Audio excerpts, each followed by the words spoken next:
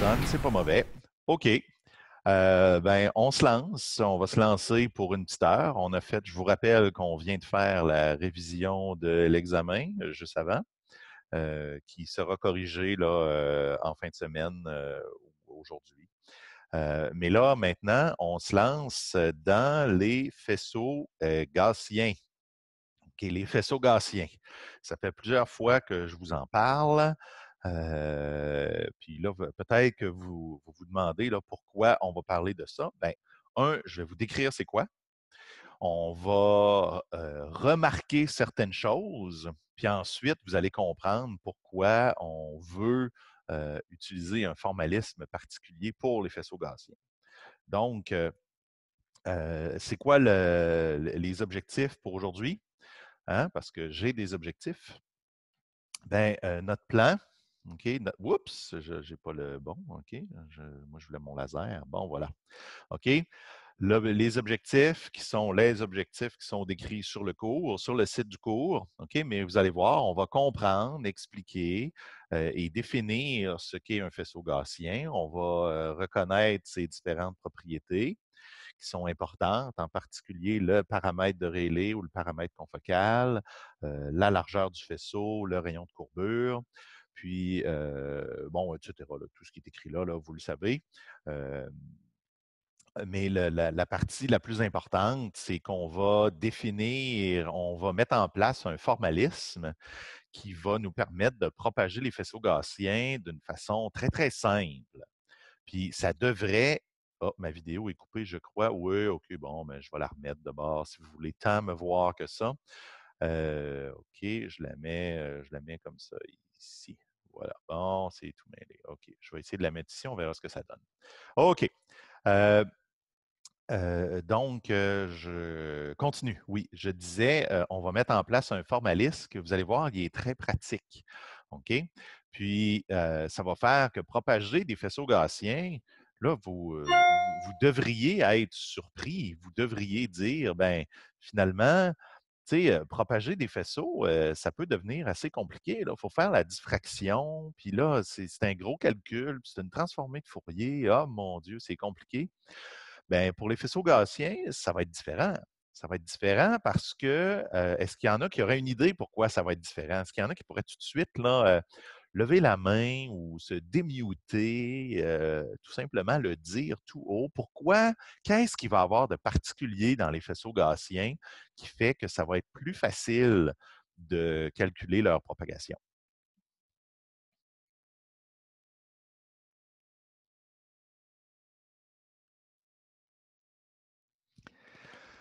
Marianne qui dit « Il se propage en restant gaussien ». Nicolas qui dit « La transformée de Fourier est gaussienne ». Antoine qui dit « La transformée d'une gaussienne est une gaussienne ». Damien qui dit « Ils sont gaussiens, alors ils ne changent pas de forme ». Ben oui, okay, c'est exactement ça. Puis, la raison pourquoi ça va être pertinent, finalement, c'est que c'était compliqué avant, parce que si, par exemple, j'avais un profil carré en forme de porte, puis que il se propageait, ben dans le champ lointain, ça devenait un sinc, un sinus cardinal. C'est-à-dire un carré puis un sinus cardinal, ça ne se décrit pas de la même façon. Okay, un carré, ça a une largeur, puis un sinus cardinal, ben, ça a une oscillation, puis ça a une forme particulière. Donc, ça devient, c'est compliqué de dire, ben, au début, j'ai un carré, puis après, j'ai d'autres choses. Ouais, mais là, un faisceau gaussien, il est gaussien, puis il reste gaussien. Fait que finalement, je vais juste avoir besoin de un paramètre, en fait, c'est pas vrai, deux paramètres.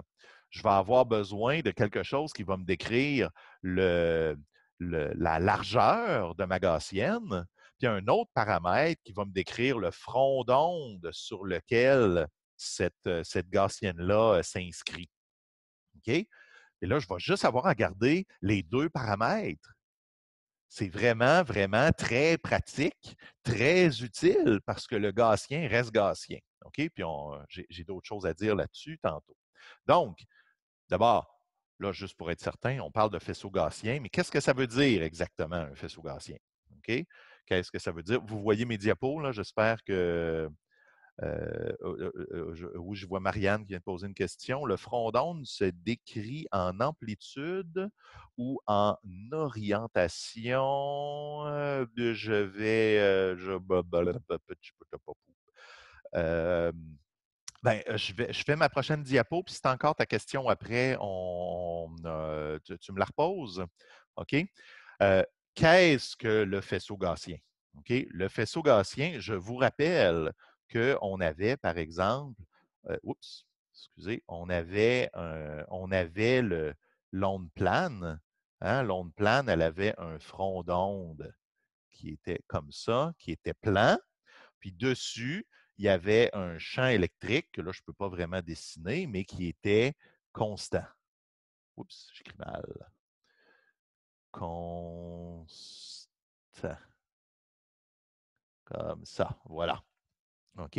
Constant, je vais écrire E constant. Donc, il y a deux choses. Hein? Il y a deux choses. Il y a le front d'onde et l'amplitude sur ce front d'onde. Bien, un faisceau gaussien, ça a deux choses.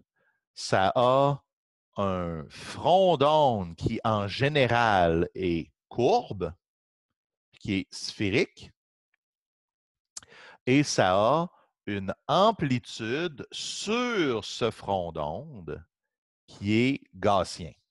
OK? Donc, on comprend que ce n'est pas le front d'onde qui est gaussien. Le front d'onde, il est sphérique. Okay? La courbe de phase constante, c'est une courbe ou une surface ou une ligne circulaire ou un front d'onde sphérique, c'est la même chose. Okay? Mais par-dessus, le champ électrique, lui, trace une amplitude gaussienne. OK? Vous comprenez que c'est différent de l'onde sphérique. L'onde sphérique, c'est quoi une onde sphérique? Quelle est la différence entre le faisceau gaussien et l'onde sphérique? Est-ce que quelqu'un peut me le dire? Me le dire ou me l'écrire?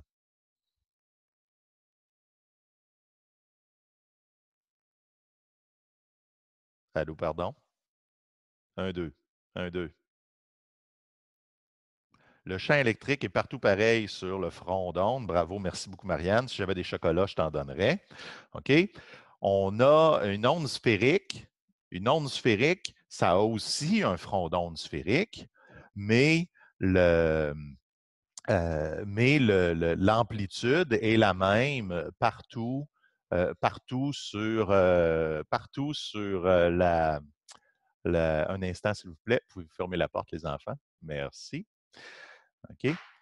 Ça a une amplitude constante sur le front d'onde. OK? Fait que là, ce qui va arriver à notre onde, c'est qu'elle va se propager. OK? Elle va se propager, puis là, on va le faire, ce formalisme-là. OK? On va arriver on va voir que le front d'onde, lui, il reste sphérique tout le temps. Okay? Il est finalement sphérique, mais attention, sphérique, une onde plane, c'est la limite d'un rayon, d'un rayon de courbure infini. Ce qu'on va avoir, c'est qu'on va voir le front d'onde, il va être, par exemple, ici, il commence plan, puis il va se courber et se courber de plus en plus. Puis pendant ce temps-là, le profil, l'amplitude de la gaussienne va passer d'une certaine largeur qu'on va définir à de plus en plus grand, de plus en plus grand et de plus en plus grand. Est-ce qu'on est surpris que, que ça devienne de plus en plus large? Le front d'onde commence-t-il toujours plan? Non. OK, non. Là, j'ai tracé ici, là, en fait, le front d'onde est plan on va dire au foyer, à l'endroit où le faisceau est le plus mince. OK? Donc, si je focalise une onde gaussienne, un faisceau gaussien, il va avoir un front d'onde qui va être courbe, puis il va devenir plan au point où la taille est la plus petite, puis ensuite, il va grandir. Donc, le front d'onde n'est pas toujours plan. Il est plan uniquement au foyer, au point qu'on appelle, c'est pas le foyer, appelez pas ça le foyer, au point où la taille du faisceau ou la dimension du faisceau est la plus petite. Puis on va appeler ce point-là, là, plus tard, on va appeler ça, j'ai oublié le nom que j'ai donné. En anglais, c'est le waste. J'ai déjà oublié le nom que je donne en français. On va le revoir tantôt. Puisque ça se propage, c'est normal que le front d'onde s'élargisse avec l'enveloppe gaussienne. Ben, on comprend. La première partie, hein, on n'est pas trop surpris que le front d'onde qui est sphérique ici, c'est normal qu'il devienne de plus en plus grand parce que c'est une onde qui semble venir d'un certain point ici, hein, d'un certain point où la taille semble minimale. Ben, on aurait beaucoup de misère à s'imaginer que le front d'onde resterait toujours pareil avec exactement le même rayon. Ça n'a pas de bon sens. OK? Ça, vous le comprenez. Puis la deuxième chose, ben, vous pouvez probablement comprendre intuitivement pourquoi la gaussienne va s'agrandir parce que quand vous le savez que la propagation de l'énergie est toujours perpendiculaire au front d'onde, comme ça ici. Fait que, tu sais, l'intensité de la gaussienne ici, là, le petit bout ici, ben lui, il faut qu'il aille ici, puis lui ici, il va ici. Fait que vous le voyez que ma gaussienne, elle va avoir tendance à s'étendre, OK? Parce qu'elle se propage, l'intensité se propage perpendiculaire au front d'onde. Fait que c'est pas très surprenant. OK? Mais là, on va y aller, on va l'attaquer là, de front, hein, de front d'onde, en faisant le formalisme. Puis, de où on part pour faire ça? De où on part si on veut faire la diffraction d'un faisceau gaussien?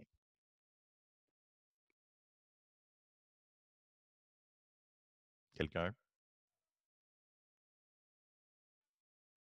Un, deux. J'ai besoin que quelqu'un se mouille. De l'expression de champ électrique, c'est au moins ça, oui. Merci, William.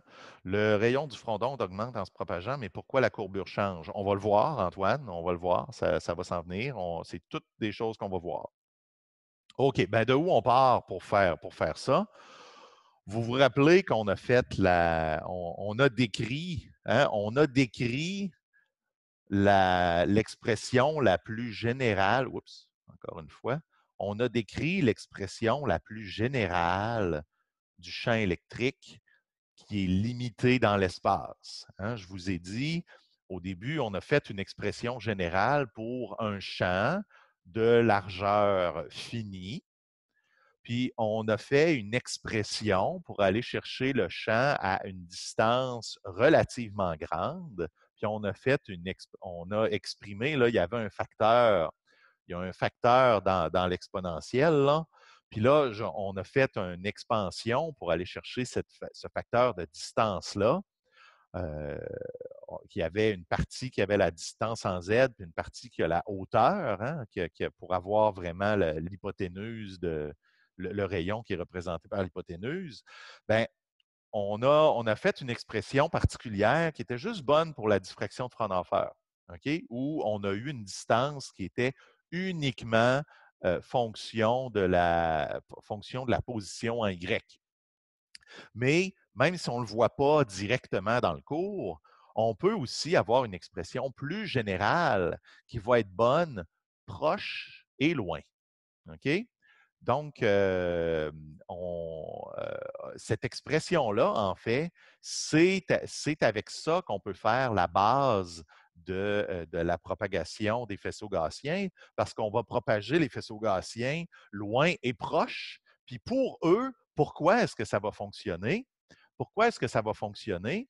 Parce que l'expression du champ électrique ici est quadratique avec la position Y. Puis ici, on a dans le facteur ici, on va avoir encore un facteur quadratique. Donc, finalement, tout ça, ça va bien se mettre ensemble. On va pouvoir faire une simplification qui va nous donner une expression finalement qui est gérable analytiquement parce qu'il y a un carré dans l'expression du champ électrique et dans l'expression de la distance. Fait que là, ça va bien. OK? Pour toutes les autres, ça aurait été compliqué, mais pour ce faisceau-là en particulier, ça va bien. OK. Donc, je continue. Donnez-moi juste 2 petites secondes.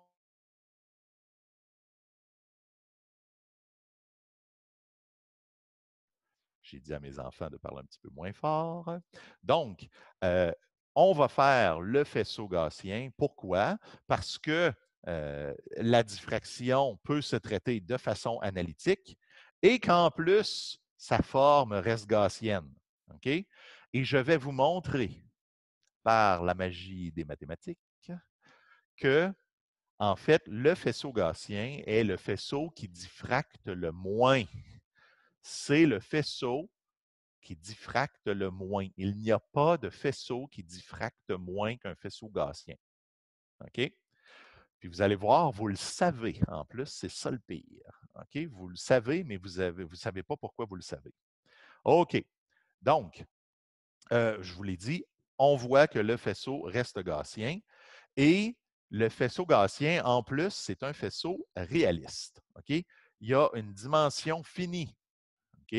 C'est contrairement aux ondes planes puis aux ondes sphériques, OK, qui sont vraiment infinies. Bien, le faisceau gaussien, lui, il est limité dans l'espace. Puis là, on va avoir en plus un petit formalisme analytique qui va être vraiment très facile à utiliser, mais ça va être vraiment pratique. OK? En plus, il y a un beau rayon, il y a un beau front d'onde sphérique.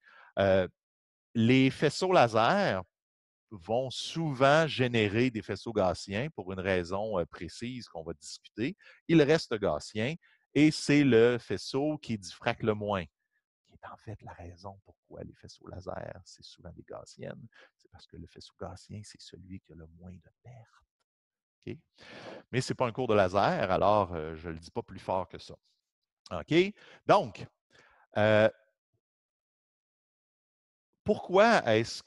comment on fait pour aller chercher de l'information générale sur la diffraction des faisceaux gaussiens?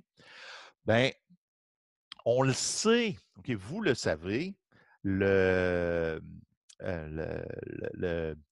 diffraction en champ lointain est proportionnelle à la transformée de Fourier du champ à l'origine. Ça, vous le savez, c'est la diffraction de Fraunhofer. OK? Puis là, on dit, mais pourquoi c'est la diffraction de Fraunhofer? Oui, mais c'est mathématiquement, c'est une transformée de Fourier lorsqu'on combine lorsqu'on combine les équations correctement, on a une forme qui est essentiellement une transformée de Fourier. OK? Donc, ce que je connais de la transformée de Fourier, ça veut dire que c'est encore valide. Fait que si j'ai une relation, là, on fait, il y a de la physique, puis en même temps, il y a des mathématiques. Parce que je vous dis, si tu as quelque chose à l'origine ou à une source, ben, tu vas avoir dans le champ lointain la transformée de Fourier. Puis ça, les mathématiques, on les connaît. On sait comment passer de la description du champ électrique à l'origine au champ électrique dans le champ lointain. On a toutes nos expressions pour ça. Okay? On a toutes nos expressions, puis le fameux vecteur ici, pas vecteur, excusez, la variable de Fourier conjuguée de la distance, c'est quoi? Est-ce que quelqu'un peut m'aider?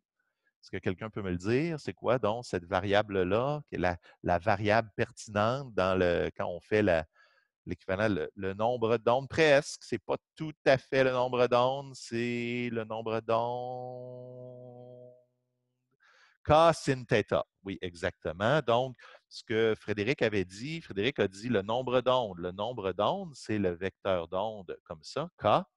Mais la partie ici, là, on va l'appeler KX, OK?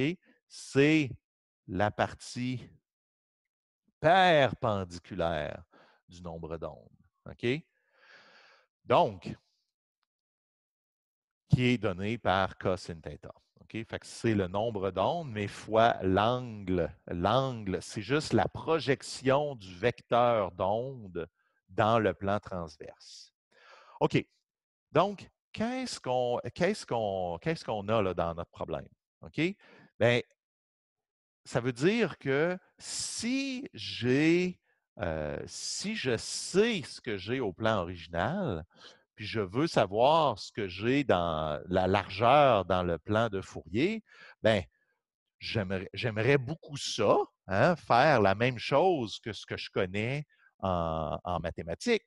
Vous l'avez appris ou vous le savez probablement intuitivement, que, par exemple, quelque chose qui est petit dans l'espace réel, hein, quelque chose qui est petit dans l'espace réel, qu'est-ce que ça a?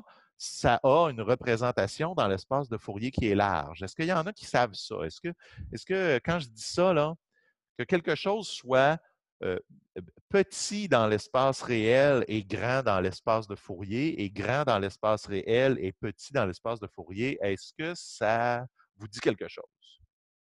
Par main levée ou par commentaire dans le fond. Oui, Michel nous en avait parlé, bravo. Mais est-ce que Jeff vous en avait parlé? OK, ça vous dit tout quelque chose. En tout cas, il y a au moins 5 personnes qui ont commenté.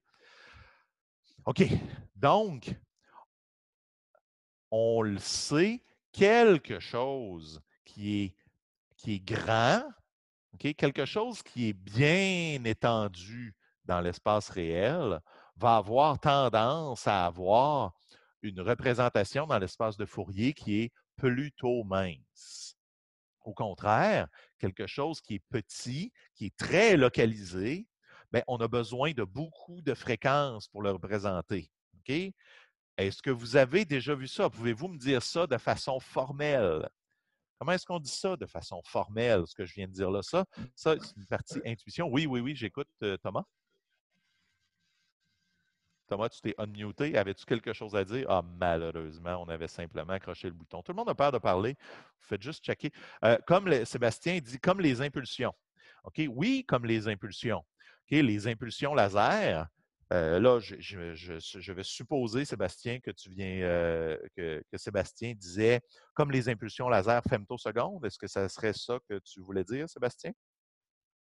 On a besoin de beaucoup de fréquences pour représenter les pics. Oui, exactement. Une impulsion laser ou une impulsion qui est vraie, en fait, laser ou n'importe quoi, qui est petite, si elle est vraiment comprimée dans le temps, on a besoin de beaucoup de fréquences pour la représenter. Mais c'est exactement la même chose. C'est une propriété des transformés de Fourier. Bien, maintenant qu'on sait que notre diffraction, c'est une transformée de Fourier, mais ce qu'on connaît dans les caractéristiques des transformées de Fourier, ça va être encore valide. OK? Mais comment on dit ça mathématiquement? Aidez-moi, là, mathématiquement. Comment qu'on fait ça? Donnez-moi, là, dites-moi quelque chose, là. Est-ce que ça vous dit quelque chose, cette expression-là? Est-ce que vous avez déjà vu ça? Ici. Oh que oui. Hein?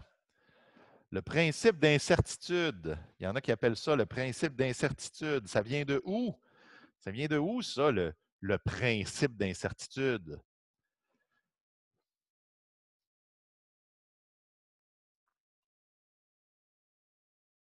Vous n'avez pas l'air sûr? Ça ne vient pas de la mécanique quantique. Ça vient à 100% des propriétés des transformés de Fourier. La raison pourquoi ça apparaît en physique quantique, c'est que le déplacement et le momentum sont des variables de Fourier. OK? C'est complètement une propriété des transformés de Fourier. OK? Deux variables de Fourier, deux variables conjuguées de Fourier, vont toujours avoir cette relation, tout le temps. OK? Donc, là, ça, je l'ai écrit ici, mais ça vient de où? Hein? C'est une relation de Fourier très générale. OK? Puis en fait, si vous pouvez le faire, OK? Il y a plein de façons de le faire. OK? Mais comment on fait pour obtenir la largeur d'une fonction? Hein? Si j'ai une fonction, là, f de x, puis j'essaie d'avoir la distribution, j'ai la distribution des amplitudes en fonction de x, puis je veux sa largeur. Comment on fait ça? Est-ce que vous avez vu quelque chose qui ressemble à ça? Est-ce que la, comment on appelle ça? Les expectations, Alors, pourquoi en quantique, c'est H bar? Ben, c'est quand excuse-moi, Damien. Damien vient de dire pourquoi la relation, pourquoi ici, là, pourquoi la relation ici, c'est H bar en physique quantique. C'est parce qu'en physique quantique, on va avoir delta delta T et delta E qui va être plus grand. Là, j'ai peut-être un facteur 2, là, je ne suis plus trop sûr. Là. Mais les unités, l'énergie et le temps sont reliés par c'est des variables conjuguées, mais l'énergie est reliée avec H bar fois oméga. OK? Là, je n'ai peut-être pas mis H-bar aux bonnes places. Là.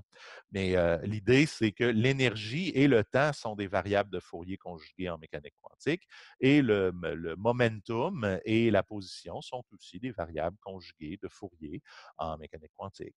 Donc, les relations sont valides. OK. Donc, si je veux le faire, je veux montrer, là, par exemple, j'aimerais ça prouver ou voir cette relation-là. C'est très, très simple. OK? Ben, c'est très simple. Non, c'est pas 100% simple, mais on peut obtenir, la façon la plus générale, c'est de définir la largeur d'une fonction. Comment je fais pour définir la largeur d'une fonction? Bien, ça ici, avez-vous vu ça, les distributions, puis les expectation values, puis les moyennes? Est-ce que ça vous dit quelque chose?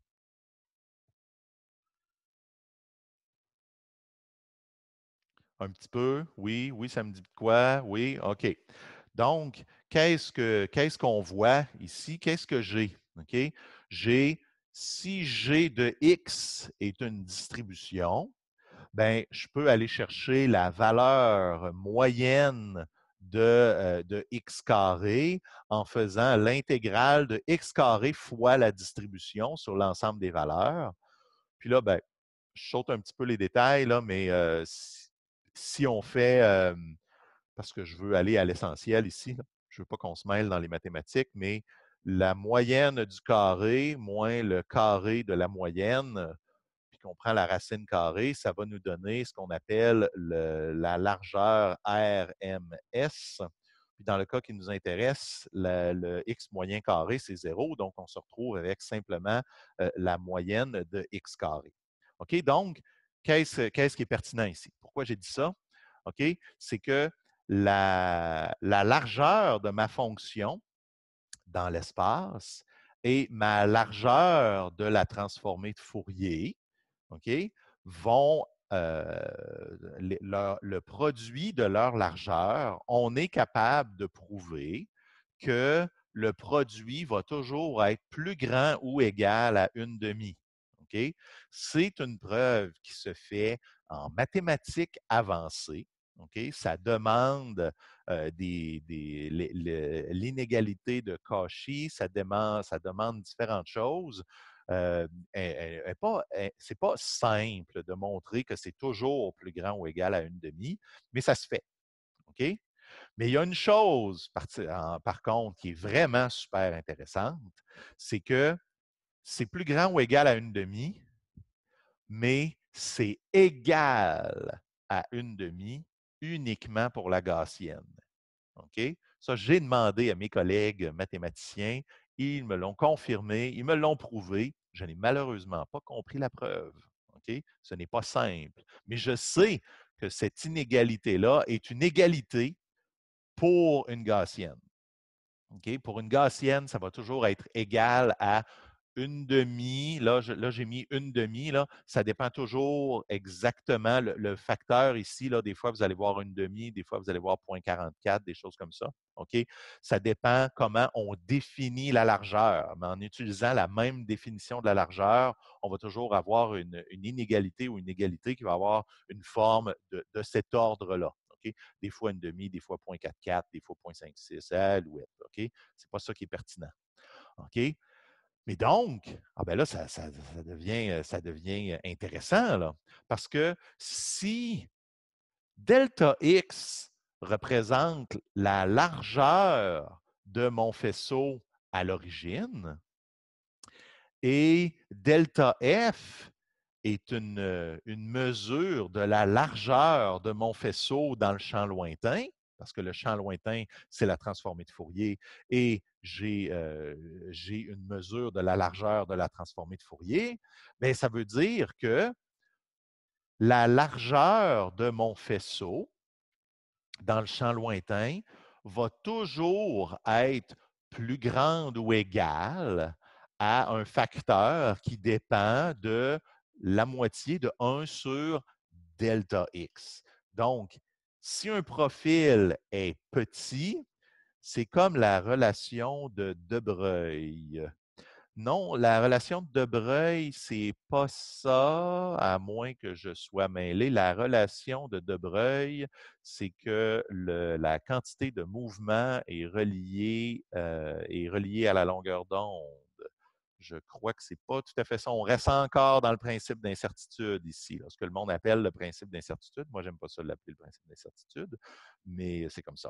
Donc, euh, on a ici, ça veut dire que la largeur du faisceau est plus grande ou égale à une certaine mesure quelconque d'un faisceau, du faisceau à l'origine. Par exemple, juste de ça ici, juste de ça, on est déjà capable de conclure des choses qui sont intéressantes. Supposons que j'ai deux faisceaux qui ont la même forme, pas la même largeur, mais la même forme. Donc, ça a l'air je sais pas moi, d'un ours polaire, OK? Puis un petit ours polaire, puis un gros ours polaire, OK? N'importe quoi, là, un profil en carré, un profil en n'importe quoi, mais avec la même forme, qui est la même forme, il y en a un qui est plus petit que l'autre. Bien, pour deux formes identiques, si le faisceau le plus petit va diffracter plus, parce que le facteur ici, 1 sur 2 fois quelque chose qui est petit, ça veut dire que dans le champ lointain, ça va être plus grand que celui qui a un delta X plus grand à l'origine, qui va donner un facteur delta F qui n'aura pas besoin d'être aussi grand. Donc, un petit faisceau, n'importe quelle forme de faisceau, plus un petit, plus ça diffracte rapidement.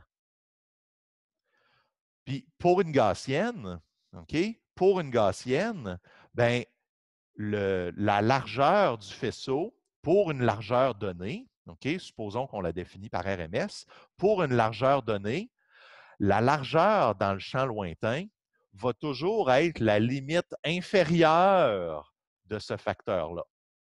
OK?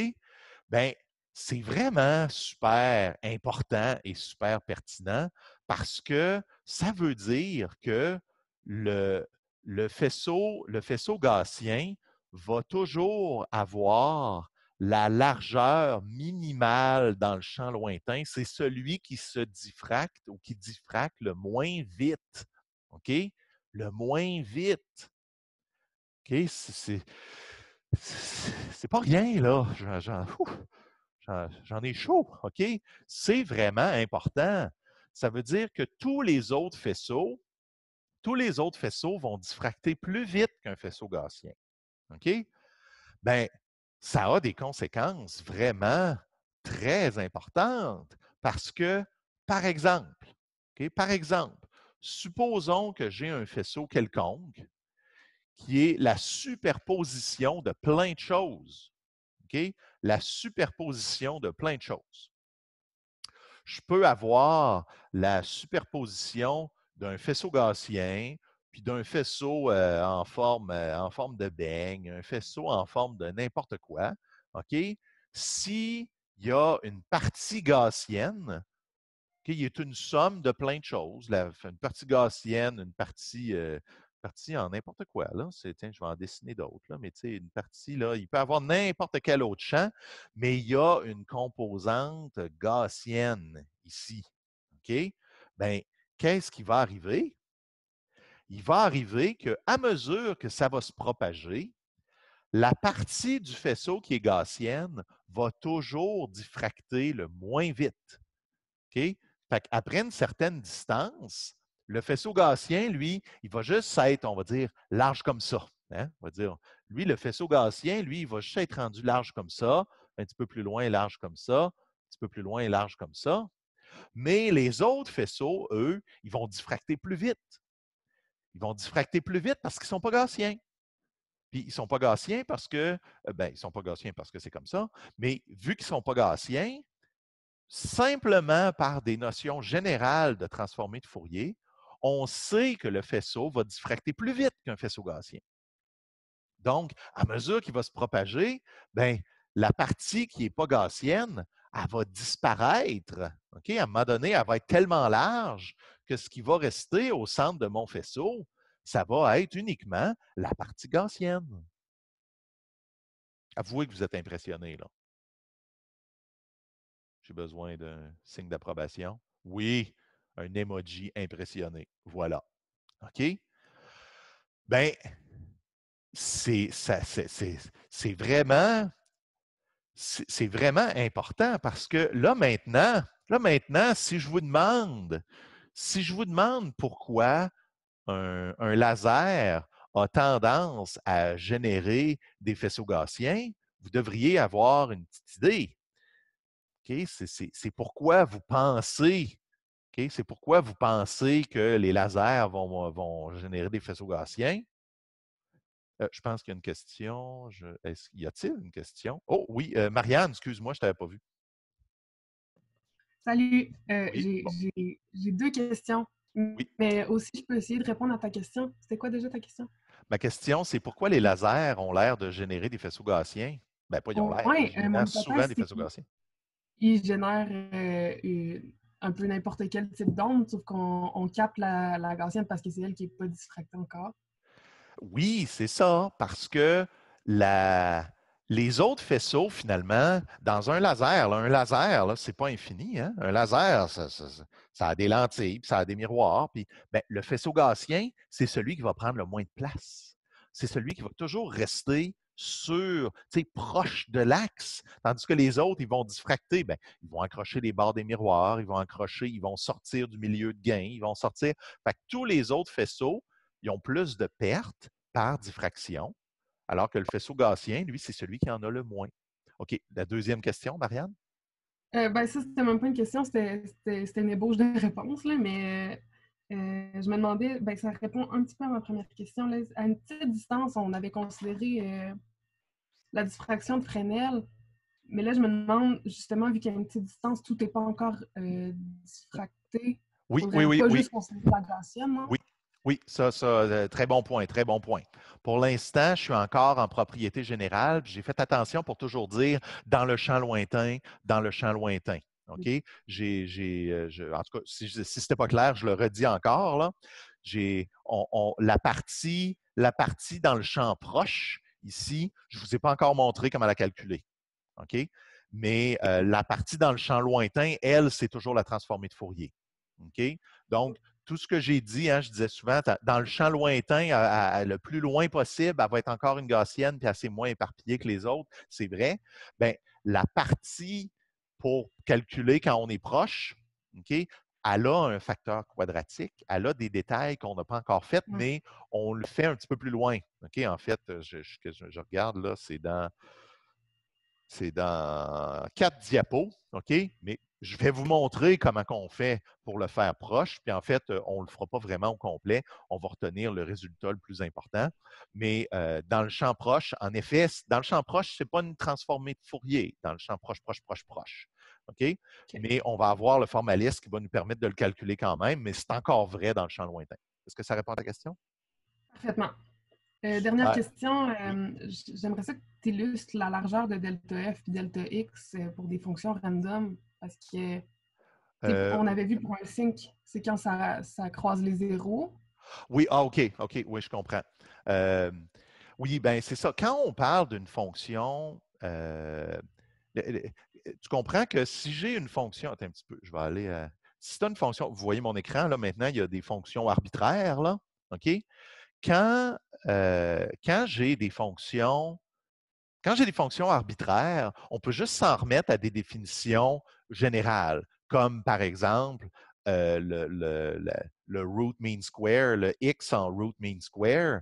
OK, comme je vous ai dit, là, on écrit que voyons, la largeur, comme ça, on va faire, ouais, je vais mettre, excusez-moi, je vais mettre comme ça ici, je vais mettre G de x dx, on intègre de moins l'infini à l'infini.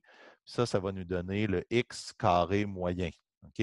Ça, c'est vraiment une définition purement mathématique. Quand on a des fonctions arbitraires, ben, on est obligé de s'en remettre à des définitions générales. Donc, pour des fonctions arbitraires, c'est vraiment toujours c'est toujours ce genre de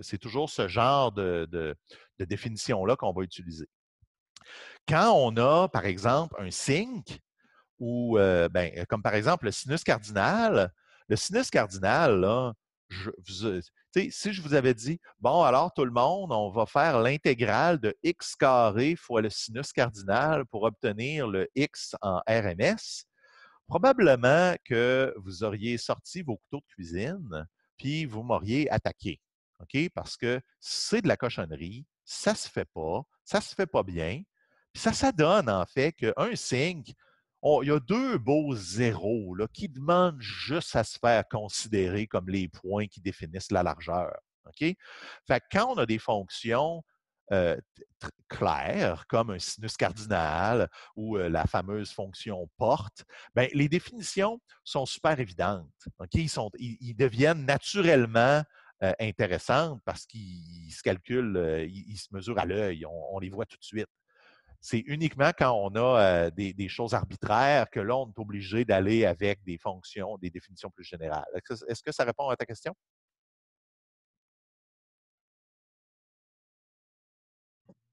Oui, oui, en général, dans le fond, il faut le calculer. Pour les fonctions générales, exactement, il faut le calculer, puis ça va toujours être vraiment la définition que j'ai mis ici. Ça, c'est la OK. définition, une des définitions les plus générales. Puis, vu que il y a beaucoup de. Tu sais, juste ajouter un x carré, là, en plus, là, quand tu as toujours un. Juste, là, c'est un détail mathématique, mais quand tu fais x carré fois une fonction, c'est quasiment certain que tu peux toujours au moins la faire par partie. C'est une intégrale qui va quasiment toujours se faire. OK? Donc, c'est une définition qui va revenir souvent. OK? Puis comme je vous disais, là, la vraie définition complète, je l'ai écrit tantôt, là, mais la vraie définition complète de la largeur en RMS, OK, c'est la racine carrée de x carré moyen moins x moyen carré. Mais ça arrive très souvent que le x moyen, comme ici, par exemple, si la fonction est symétrique, le x moyen est 0, donc ça se retrouve juste à être la racine carrée de la moyenne de x carré. Okay? Puis juste pour ceux qui n'ont pas assez fait de statistiques et de distribution, là, la moyenne du carré et le carré de la moyenne, ce n'est pas la même chose. Okay? J'imagine que tout le monde le savait. Est-ce qu'il y en a qui ne le savaient pas? Est-ce que tout le monde le savait? Donc, vous me dites un beau oui, vous levez la main, vous dites attaboy, quelque chose, n'importe quoi, juste me montrer que vous êtes vivant. Parfait, super. Ya, ya. OK. Bon, attaboy. OK. Donc, là, il est rendu quelle heure? Oh, 10h07, le temps avance. OK, on va mettre en place, on va commencer avec, on va commencer, on va juste regarder un tout petit peu, on va mettre en place le formalisme, mais à peine. OK? Je n'ai pas l'intention, là, de toute façon, je suis un petit peu en avance dans le cours, donc on va en profiter. OK? OK. Donc, j'étais rendu ici. OK? On a digressé un tout petit peu, mais j'avais dit les faisceaux gaussiens vont diffracter dans le champ lointain, vont être plus petits que tous les autres faisceaux. Puis ça devient particulièrement pertinent. Puis il y a une façon générale, en fait, de décrire ça, mais vous allez voir que dans il y a plusieurs modes gaussiens. Puis, en termes de largeur, c'est toujours le faisceau gaussien ou ce que le monde va appeler le mode 0,0 dans l'espace libre. OK? Ça va toujours être celui-là qui va diffracter le moins, mais il y a d'autres modes. Puis, on peut encore une fois, eux aussi, avoir une façon de les propager de façon analytique avec un facteur qu'on ne verra pas dans le cours, là, mais un facteur m carré. Mais ce qui est important à retenir, c'est là, je vous parle des faisceaux gaussiens, mais il y a aussi les faisceaux gaussiens d'ordre supérieur qui peuvent aussi être traités avec un formalisme de ce genre-là. OK. Donc, l'importance, OK? J'espère que je vous ai convaincu qu'au moins, mathématiquement, les faisceaux gaussiens, ils ont l'air d'avoir des propriétés qui sont vraiment attirantes. Puis en plus, les faisceaux laser vont générer des faisceaux gaussiens. Mais là, si les lasers génèrent souvent des faisceaux gaussiens, pas tout le temps, okay, souvent, surtout les lasers à gaz, ça c'est quasiment tout le temps ça. Puis les petits faisceaux, les petits lasers semi-conducteurs, parce que là, vous dites, il y en a peut-être qui font du labo, hein, sûrement pas ces temps-ci, mais il y en a peut-être qui font du labo des fois, puis qui ont vu que les petites diodes là, dans les expériences de Fabry-Pérot, puis tout ça, là, ça n'a pas l'air des faisceaux gaussiens. Puis là, vous dites, ben là, Daniel, qu'est-ce qu'il dit là? C'est pas vrai. Okay? C'est pas vrai. Toutes les petites diodes laser, c'est pas gaussien. Okay? Attention. Okay? Je n'ai pas dit que tous les lasers généraient des faisceaux gaussiens. Mais votre petit laser, votre petite diode laser qui donne un machin qui a l'air un peu carré, si vous le propagiez vraiment, vraiment, vraiment, vraiment, vraiment très loin, vous allez éventuellement avoir la composante restante qui va être la partie gaussienne. Ça se peut que ça soit extrêmement loin s'il y a s'il y a plein d'autres modes, mais éventuellement, ça serait ça. OK? Puis de toute façon, si vous aviez un beau mode de laser, une diode laser carré, OK? Qu'est-ce qu'on ferait si on voulait le nettoyer puis le rendre presque gaussien? Comment on ferait ça? Ceux qui écoutaient la semaine passée. Je vais prendre une note de question d'examen. On prendrait un diaphragme, un filtre spatial. Hein? On peut prendre une diode laser, puis l'envoyer, la focaliser dans un petit trou. Puis ça nous donnerait, ça enlèverait tous les autres modes. Ça garderait une partie plutôt ronde, qui n'est pas un faisceau gaussien, qui serait un faisceau de Bessel, mais qui ressemble beaucoup à un faisceau gaussien, et à distance, il deviendrait un faisceau gaussien. OK. Donc, OK, ce sont des faisceaux réalistes, fréquents et utiles. Puis, la description de leur propagation se fait bien parce qu'ils restent gaussiens. OK? Donc, le formalisme des faisceaux gaussiens, c'est un formalisme qui a été mis en place parce qu'il est utile. Il est utile pour les lasers. Il est facile à utiliser parce que vous allez voir, les mathématiques pour les faisceaux gaussiens, c'est extrêmement simple. Puis en plus, bien, souvent, quand on a un faisceau qui ressemble qui est un faisceau laser, il va souvent être assez gaussien. Donc, on va souvent dire, oh, regarde, je vais le traiter comme un faisceau gaussien, puis je vais utiliser le formalisme du faisceau gaussien parce que ça va être assez proche. Okay? D'ailleurs, Réal, il va utiliser les fibres optiques. Puis vous allez voir, dans les fibres optiques, ce qui sort, ce n'est pas un faisceau gaussien. C'est pas un faisceau gaussien, mais ça y ressemble quand même pas mal. OK?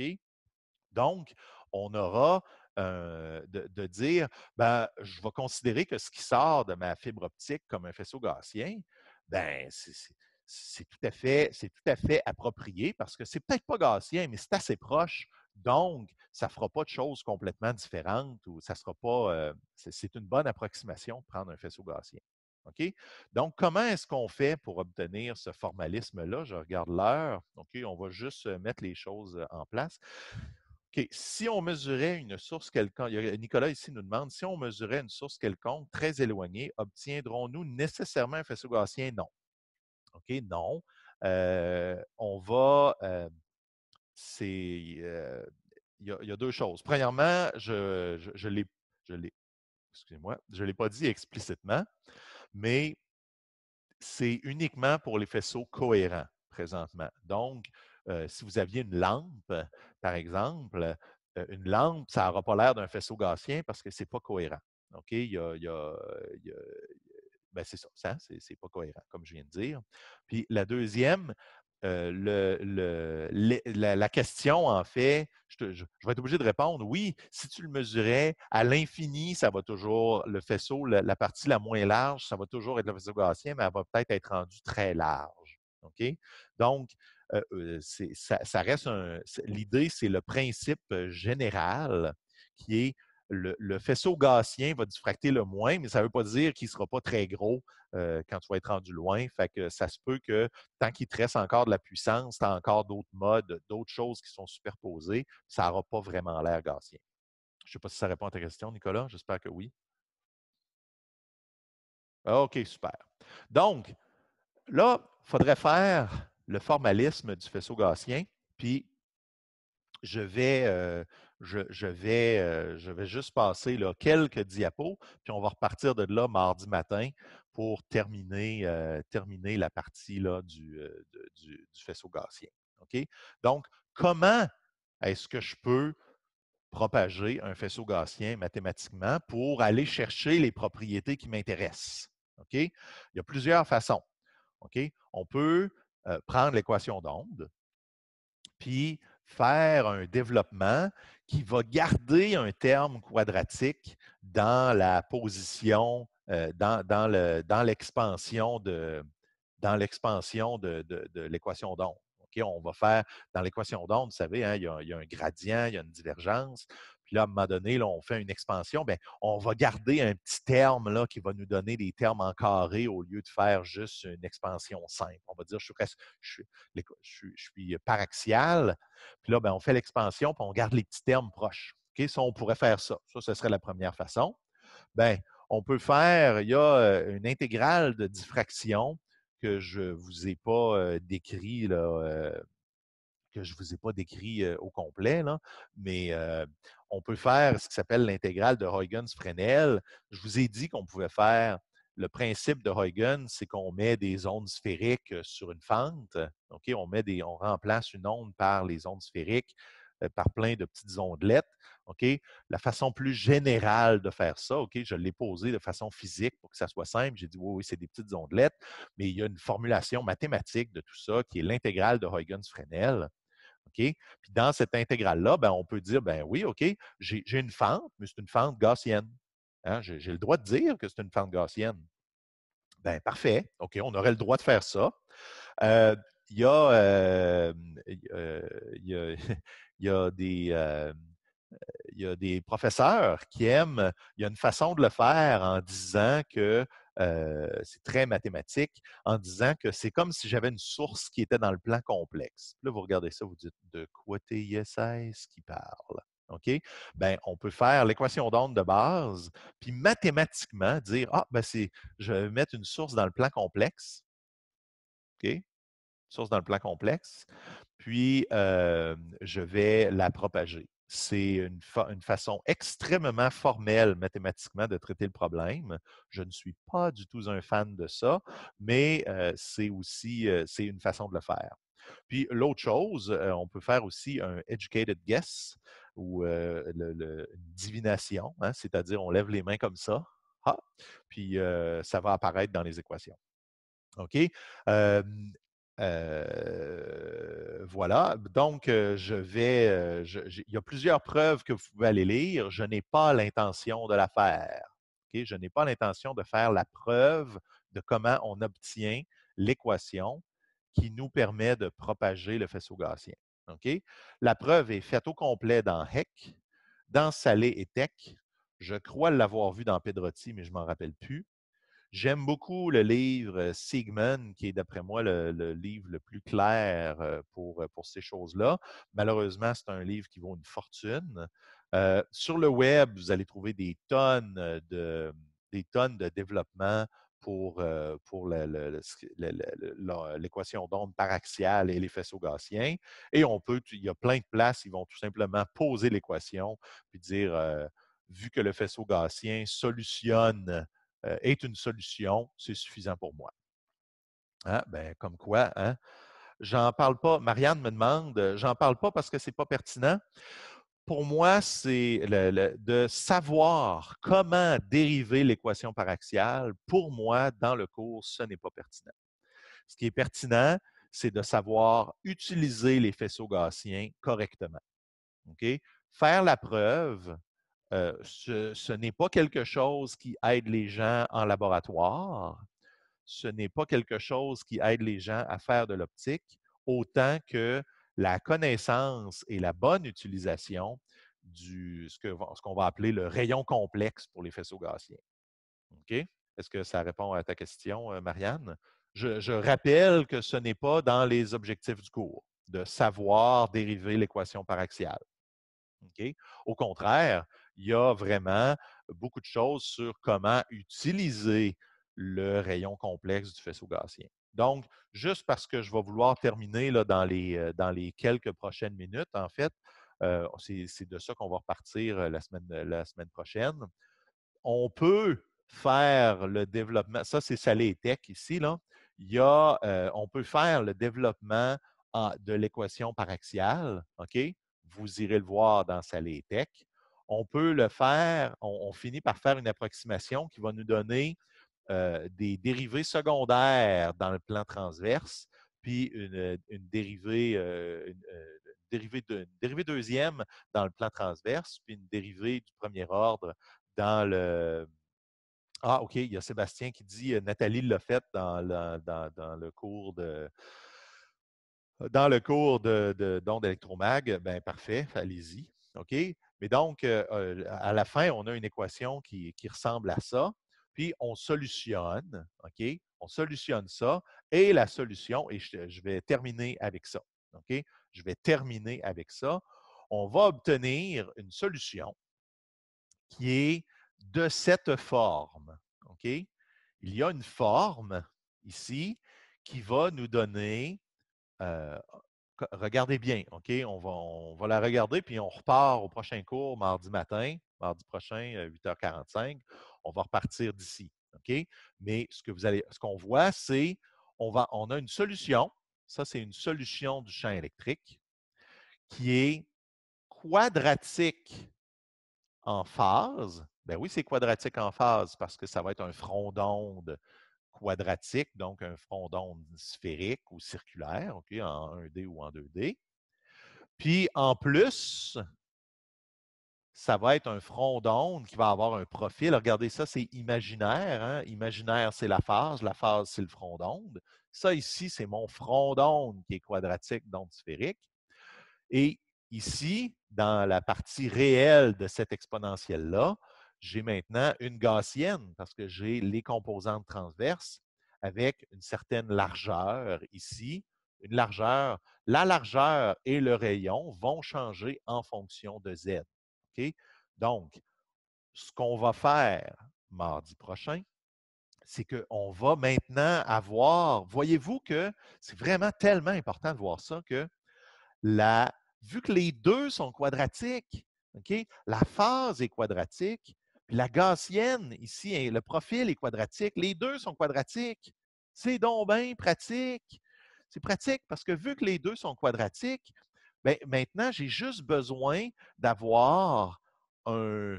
J'ai juste besoin d'écrire la partie réelle ici, puis la partie imaginaire ici. Fait qu'on va définir un nouveau rayon qui va s'appeler le rayon gaussien complexe ou le rayon complexe, qui va avoir à la fois une partie de courbure dans sa partie réelle et à la fois une partie imaginaire une partie, excusez, sur la largeur dans la partie imaginaire. Là, c'est parce qu'on veut garder JK, c'est pour ça que la partie gaussienne va être dans la partie imaginaire, puis la partie de phase va être dans la partie réelle. Mais c'est pas grave, ce qu'il faut comprendre, c'est qu'ils sont dans des parties opposées. OK? Puis, là maintenant, vu qu'on va avoir un rayon, puis un rayon de courbure et une largeur de faisceau dans la même variable, c'est juste ça qu'on va avoir à propager. Parce que ça va toujours rester quadratique. C'est toujours quadratique, parce que ça, c'est une gaussienne complexe. Puis une gaussienne complexe, quand je fais la transformée de Fourier, ça me donne encore une gaussienne complexe. Fait que là, on va être passé de faire plein de mathématiques, entre guillemets, compliquées pour des formes arbitraires, à descendre à une forme gaussienne qui est toujours gaussienne. Puis en plus, on va prendre une petite variable complexe, juste une, okay, le rayon complexe Q, qui va tout nous donner ce qu'on a besoin de savoir sur ce faisceau-là. OK? On va. J'en ai chaud. OK? On va tout faire ça au prochain cours. OK? On va tout faire ça au prochain cours. Mais il faut que vous compreniez qu'on est rendu à simplifier à l'extrême la diffraction pour un faisceau qui finalement ne change jamais de forme quand on considère son rayon de courbure et sa largeur. Donc, j'arrête pour ne pas dépasser. Je m'excuse, j'ai dépassé de 3 minutes 25. Est-ce qu'il y en a qui ont des questions?